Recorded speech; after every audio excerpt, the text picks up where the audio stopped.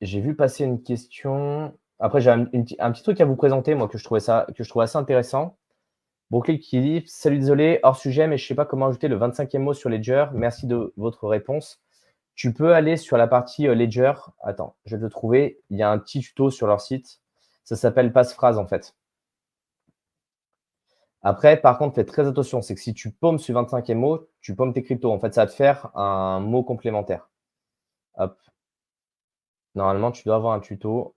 Attends, je vais vous partager mon écran comme ça, quitte à faire. Partager l'écran, hop, fenêtre. Tu tapes passe-phrase avec Ledger sur Google Attends, je vais et là, mettre il en full. t'explique ouais, Voilà. et là, il t'explique en fait comment le faire. L'idée étant de rajouter un 25e mot. C'est-à-dire que ça a une importance pour une situation particulière.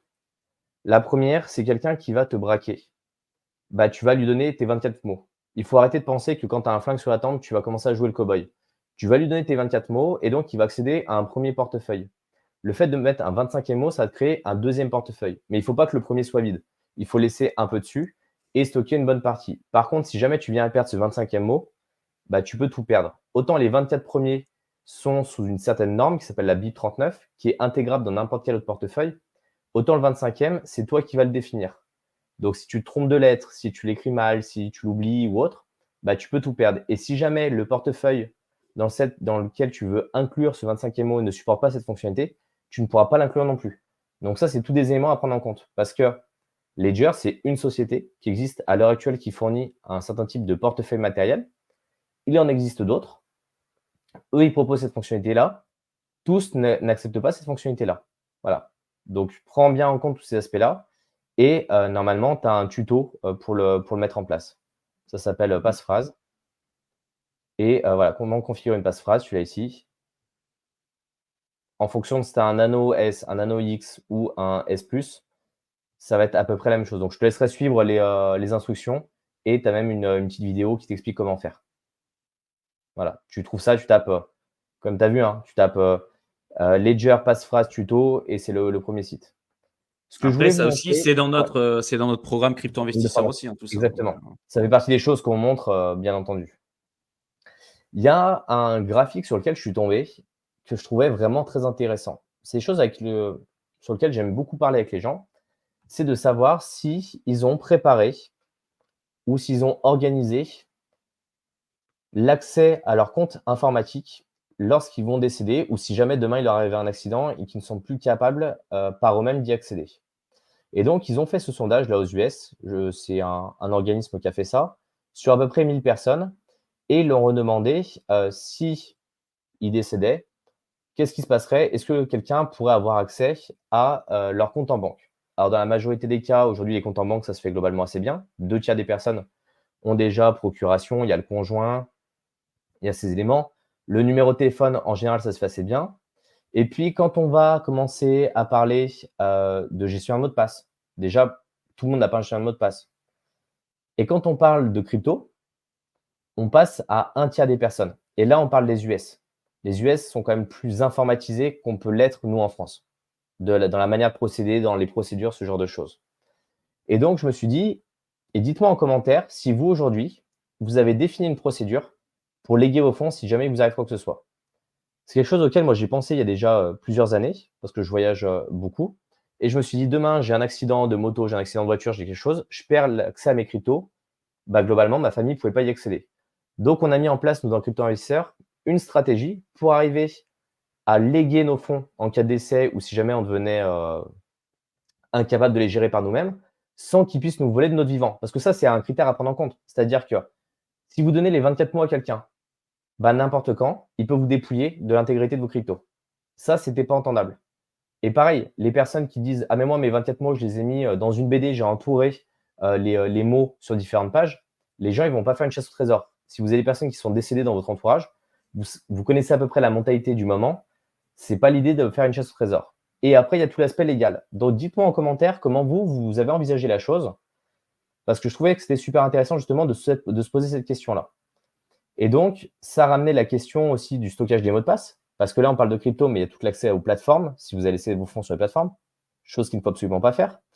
Mais donc, la plupart des personnes stockent leur mot de passe de manière informatisée. Et donc ça, il faut savoir le faire correctement pour ne pas se les faire dépouiller. D'autres le font sous format physique. Le format physique, pour faire très simple, c'est un calepin. Les gens, ils écrivent dans un calepin leur mot de passe. Et après, moi, ce qui m'inquiète le plus, c'est 40% des gens, ils stockent leur mot de passe dans leur tête. L'être humain, pour avoir étudié pas mal la question quand je faisais de la cybersécurité, l'être humain est capable de retenir 5 mots de passe différents, de taille correcte et complexe. Ça veut dire qu'il y a deux possibilités.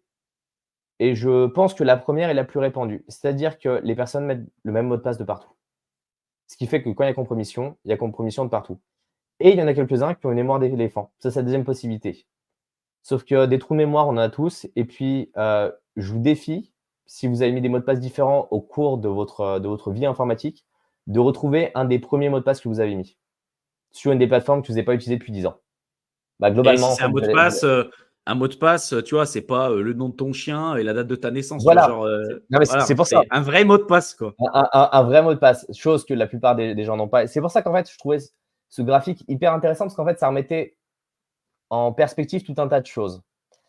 Et il y avait aussi un autre élément parce que bah, quand on dit partage de secrets, partage d'accès aux comptes, aux cryptos et autres, à qui on peut partager ces données-là? Et donc, dans la majorité des cas, c'est l'époux, l'épouse. Il y a une partie des enfants, les parents. Imaginez, juste prenez 2 secondes là, en fonction de l'âge que vous avez. On prend les parents. Vous êtes de notre génération, vos parents, ils ont à peu près 50-60 ans. Vous êtes de la génération du dessus, vos parents ont 80-90 ans. Est-ce qu'aujourd'hui, vos parents seraient capables d'accéder à vos cryptos, même si vous leur filiez vos mots de passe, votre ledger?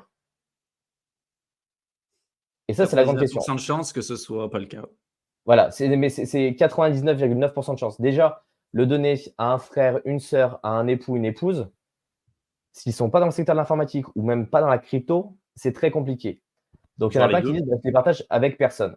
Mais c'est pas la bonne pratique non plus. Parce que comme je vous dis, le jour où il vous arrive quelque chose, bah, vous perdez tout. Et après, ce qui est assez drôle aussi, c'est ce que les personnes ont fait un testament. Et ça, en général, quand on arrive à un certain âge, ben, on nous en parle, c'est quelque chose d'un peu courant, mais on n'intègre jamais cette partie cryptoactive dedans. Et donc, comment ça se passe pour les mots de passe? En France, d'un point de vue législatif, on n'a pas le droit d'accéder à un compte d'un défunt.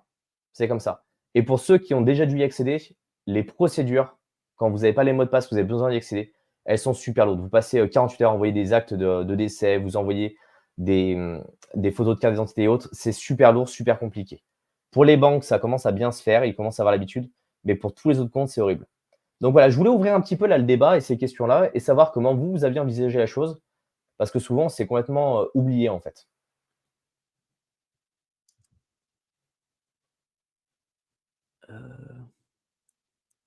Tiens, il y avait Fabien, en attendant que les gens répondent, qui disait: «Comment on rejoint votre groupe d'accompagnement?» Alors peut-être montrer, partager ton écran, Mickaël, pour montrer comment ça se passe.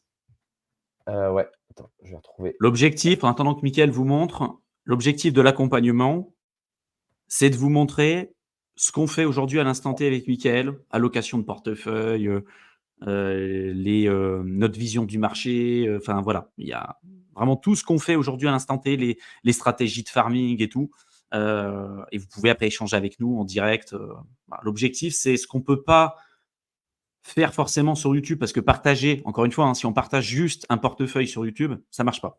Il faut comprendre ce que vous faites. Il faut comprendre pourquoi, ce projet fonctionne comme ça, que vous compreniez votre risque et tout. Dans le programme d'accompagnement, c'est tout l'objectif. Chaque vidéo est enregistrée, c'est vous venez avec nous en fait directement sur Teams. Donc vous avez, votre caméra, votre micro, vous échangez directement avec nous, puis tous les membres aussi de l'accompagnement et l'idée, c'est de vous présenter, tout ce qu'on fait, aujourd'hui à l'instant T et vous pouvez, suivre tout ce qui a été fait jusqu'à maintenant et aller dans le détail. Ça peut être sur de la GameFi, ça peut être sur de la finance décentralisée et tout quoi. Vraiment, ça va très, très loin. Du coup, comme le disait Thibaut, l'idéal, c'est en fait que vous puissiez réserver directement un appel avec nous pour qu'on puisse échanger et voir si ce qu'on peut vous proposer conviendrait à vos attentes. Donc, vous allez sur le lien qui va vous mettre dans le chat Thibaut. Vous choisissez le créneau qui vous convient. S'il n'y en a pas, n'hésitez pas à m'envoyer un email directement à contact@tokensinvestors.com et on trouvera un créneau qui vous conviendra. Donc ici, vous cliquez, vous choisissez votre rêve, vous cliquez sur suivant, nom, prénom, l'adresse mail, le numéro de téléphone. On remplit bien tous les champs, et je dis bien tous les champs pour que ça puisse fonctionner. Et c'est pas un coaching. On aime bien le rappeler, c'est hyper important. L'idée, c'est d'échanger sur vos besoins, sur ce qui vous permettrait d'évoluer et de voir comment on peut vous accompagner. Et après, donc ça, c'est pour si as des questions, Fabien, sur l'accompagnement, si tu es pas sûr que ça corresponde à tes attentes et tout. Après, si tu veux rejoindre directement l'accompagnement, tu as le lien dans la barre d'infos, hein. Je vais te le remettre aussi dans le chat. Tu cliques Ouais, dessus, tu choisis soit un abonnement annuel ou un abonnement mensuel. Et dès que tu rentres dessus, tu reçois un email, tu as toute la procédure pour rentrer dedans et tu as accès à tout, quoi, hein. Voilà. Mickaël te l'a mis aussi. Donc voilà, on a mis les deux. Comme ça, si tu veux le rejoindre directement, tu peux le faire.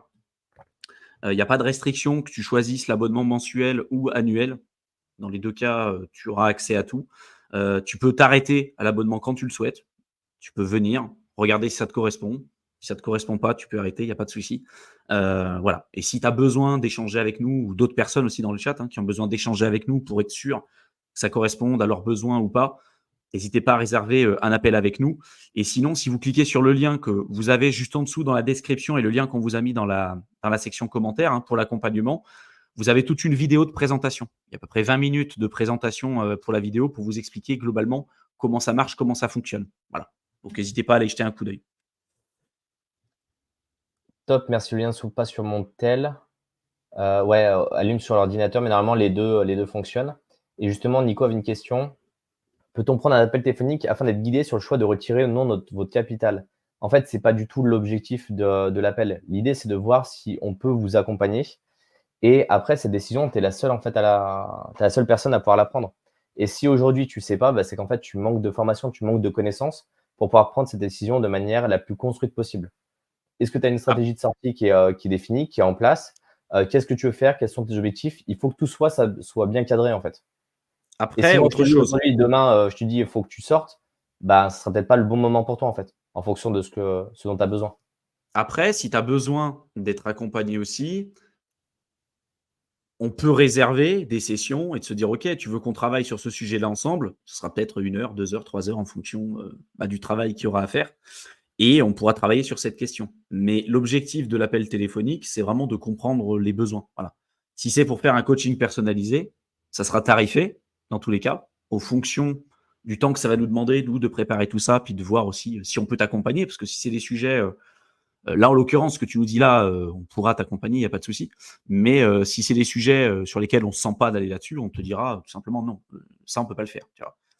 Mais du coup, l'appel téléphonique, qu'on propose, c'est vraiment pour échanger avec vous, pour comprendre votre besoin et après on vous fera partir sur une formule, une autre, créer quelque chose pour vous, Sur qui mesure, ouais. correspond vraiment à ce voilà, sur mesure, vraiment ce que vous voulez.